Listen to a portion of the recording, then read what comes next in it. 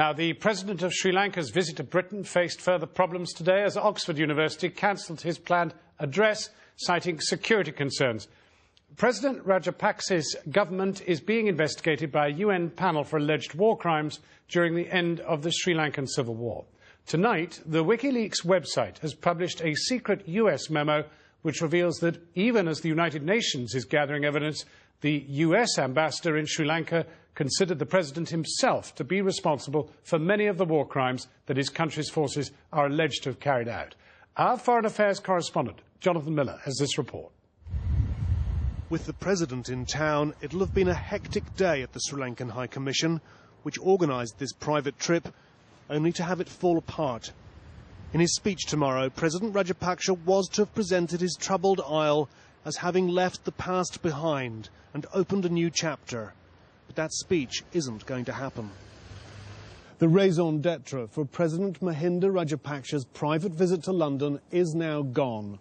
On the advice of Thames Valley Police, the Oxford Union speech has been cancelled, apparently for security reasons.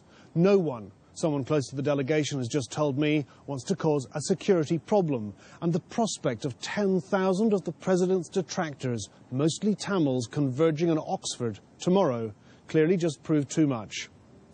At its heart, this problem boils down to one persistent allegation, that President Rajapaksa and some members of his government stand accused of war crimes. That war ended last year with victory over the Tamil Tigers, but Sri Lankan Tamils and human rights groups claim tens of thousands of civilians were massacred. The United Nations is looking into evidence of possible war crimes, and so are the Americans. Of more than 3,000 diplomatic cables sent by the US Embassy in Colombo, as revealed by the whistleblowers WikiLeaks, Channel4News has uncovered one marked secret and dated 15th of January this year, in which the US Ambassador Patricia A. Butenis tackles the vexed question of accountability for war crimes allegedly committed. There are no examples we know of a regime undertaking wholesale investigations of its own troops or senior officials for war crimes while that regime or government remained in power. She continues with damning candour you never hear in public.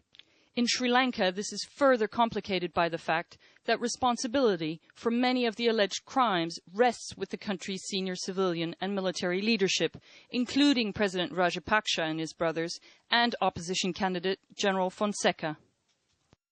Even though this is a leak, it's certainly indicative of the US position on this and would have a huge significance on the UN panel when it finally submits its report regarding the war crimes inquiry. In such a context, there are questions about how appropriate it is that Britain's Secretary of State for Defence, Liam Fox, plans to meet the President while he's here. Dr. Fox has made 5 trips to Sri Lanka in the past 3 years while in opposition, each one paid for by the Sri Lankan government. The Ministry of Defence told us tonight that their planned private meeting reflects Dr. Fox's commitment to peace and reconciliation in the country.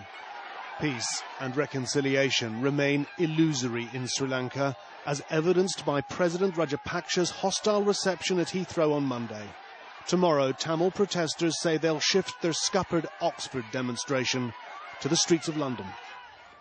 Jonathan Miller, we've just received a statement from the US State Department which says it cannot comment on the authenticity of any documents released by WikiLeaks. You can find the whole text on our website.